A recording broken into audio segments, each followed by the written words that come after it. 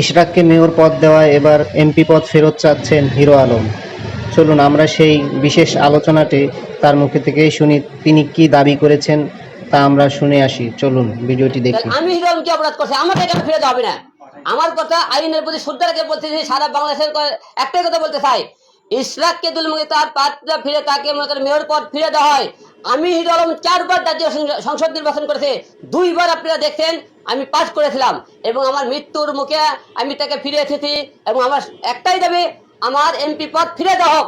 কারণ আমি কোনো গণনাও চাই না, কোনো কিছু চাই না, ডাইরেক্ট এমপি পদ চাই। কারণ একটাই, আমি দীর্ঘ কয়টা বছর ধরে, 10টি বছর ধরে সংগ্রাম লড়াই করেছি, মার খেয়েছি, রাজপথে ছিলাম। আওয়ামী লীগের আমলে যখন বিএনপির অনেক নেতাকে দেখছি, আপনারা মনে করেন আলো জঙ্গলে ঘুম পাচ্ছে, রাষ্ট্রের মধ্যে কথা বলেনি, আমরা সকল বুক খুলে কথা বলছি। বিষয়টা ক্লিয়ার করা কিছু নেই, আপনারা সবাই জানেন।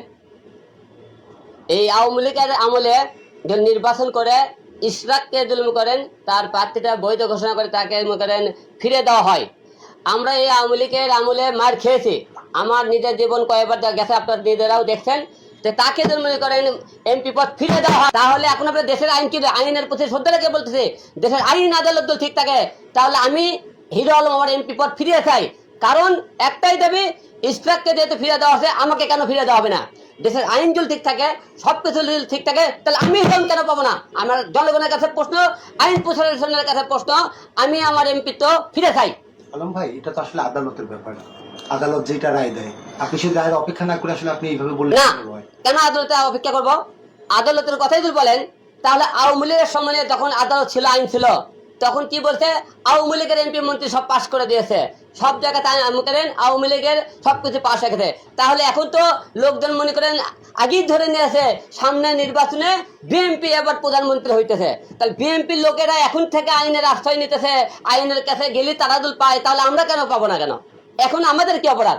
তাহলে সেটা বিএনপি প্রার্থী ছিল, তাকে তো ফিরে দেওয়া হয়, তাহলে বিএনপির আইন আদালত কেন বিএনপির হয়ে গেল? তাহলে আমরা কেন পাবো না? তাহলে আইনের প্রতি শ্রদ্ধা রেখে বলছি, তারা তো ফিরে পায়, তাহলে আমরা কেন পাবো না? আমরা তো মনে করি মামলা করা না আছে, আমি মামলা করছি না, আমরা আওয়ামী লীগের মামলা করছি, আমাকে মামলা তারা লাইনি, আমরা তো কোর্টে মামলা করা না আছে। আমি 4 বার নির্বাচন করতে, 4 বার মার খেয়েছি, 4 বারই মামলা করেছি। এবং আপনারা সবাই জানেন, আমি 2 বার কিন্তু পাশও করেছিলাম। ঢাকা 17 আসনে আমি পাশ করেছি, বগুড়া 4-এ পাশ করেছি। তাহলে কোন জায়গা থেকে পাশ করিনি? তাহলে আমি যদি পাশ করে থাকি, তাহলে আমাকে কেন দেওয়া হবে না? তাহলে আমরা কি ধরে নিতে পারি দেশের বৈষম্য এখনো দূর হয়নি? অবশ্যই দূর হয়নি। এবং একটার কথা, সবচেয়ে বড় কথা কি, যেহেতু মনে করেন ইশরাককে ফিরে দেওয়া আছে, আমি যেহেতু মনে করেন 4 বার নির্বাচন করেছি, আমি অনেক অন্যায় অত্যাচার হয়েছি, আপনারা সবাই জানেন। আমি যদি এমপি হওয়ার যোগ্য হয়ে থাকি, প্রার্থী দল ফিরে পাওয়ার জন্য যোগ্যতা থেকে থাকে আমার, তাহলে আইন আদালতের কাছে শ্রদ্ধা জানাবো, আমার প্রার্থীটা যেন ফিরে দেওয়া হয়, আমি এমপি পদটা ফিরে চাই। ধন্যবাদ সবাইকে। না দেওয়া হয় তাহলে আপনার অবস্থান কি থাকবে? অবস্থান কি হবে? আমাকে যদি এমপি পদ ফিরিয়ে না দেওয়া হয়, তাহলে বলবো দেশের আইন আদালতের প্রতি শ্রদ্ধা নাই, দেশের আইন আবার একতরফা হয়ে যাইতেছে। আওয়ামী লীগের টাইমে আওয়ামী লীগের আইন শুনছে, বিএনপির টাইমে বিএনপির আইন শুরু হয়ে যাইতেছে। এখন তো বিএনপির টাইম না ভাই, বিএনপির লোক তো বিএনপির টাইমের সামনে সবাই তো ধরে নিচ্ছে আপনার বিএনপি এমপি হবে, সবাই তো ধরেই যাবে, বিএনপির এমপি হয়ে যাবে, বিএনপি মুখে প্রধানমন্ত্রী হবে, সবাই তো ধরেই নিয়েছেন। না হলে বিয়ে করেন বিএনপির লোকে মুখে ডাইরেক্ট দিয়ে দিল। আমরা তো অনেক স্বতন্ত্র প্রার্থী করেছি, অনেক মেয়ে রেখেছি, আমাদের কেন দেওয়া হলো না? এই যে সামনে জাতীয় নাগরিক পার্টি, ছাত্রদের নতুন দল, তারাও তো এবার সংসদ নির্বাচন করবে, অনেকে অনেক জায়গায় ঘোষণা দিয়েছে, তাহলে শুধু বিএনপির কেন টান আসতে পারবে? ভাই, আপনারা সবাই বলতেছে এবার বিএনপি বিএনপি প্রধানমন্ত্রী, অনেক নেতা এমপিরা আগে থাকে স্টার দিতেছে। আমরা ভাই এর দেখা কথা তো মনে কি অলরেডি বিএনপি শাসন শুরু হয়ে গেছে। তো যেখানে যান আইন আদালত এবং হাটে বাজারে যে কোনো জায়গায় যান, বিএনপি দখলে এখন। তাহলে আপনি নির্বাচনে আর কি বাকি আছে? আচ্ছা, আওয়ামী লীগের আমলে দেখেছি যে আপনি মানে মারধরের শিকার হয়েছেন, বিএনপির কাছ থেকে এরকম কিছু আশা করছেন কিনা বা আশঙ্কা করছেন কিনা যে এরকম হতে পারে? বিএনপির আমলে আশঙ্কা করবে কি? বিএনপিরা তো অলরেডি মারছে, আপনারা সবাই জানেন। বিএনপির আমলে আমি করছেন আশঙ্কা হবে কিনা? বিএনপির আমলে তো মারি খেললাম। বগুড়া আপনারা জানেন, আমি যখন কোর্টে মামলা করতে গেলাম, বিএনপি লোকেরা অলরেডি আমাকে মারছে। আবার বিএনপির টাইমে কি আশঙ্কা করতে পারে বলেন আপনারা?